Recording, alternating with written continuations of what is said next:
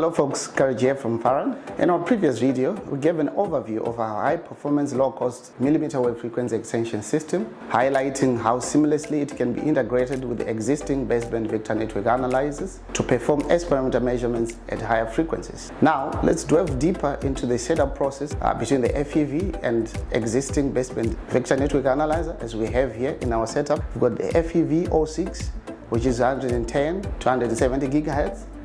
And the Keysight Vector Network Analyzer. Connect the PNA or PNA-X and the FEV mmWave frequency extension system, which is the FEV 06, and the recommended external DC power supply as shown in the detailed diagram. Now you can navigate to Utility, Macro, and select mmWave setup. And this is the macro interface where you can set up the multiplying factors, IF frequency, and RF and LO power.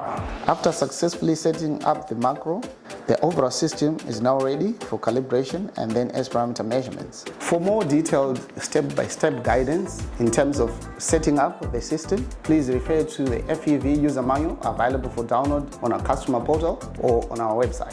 Thank you.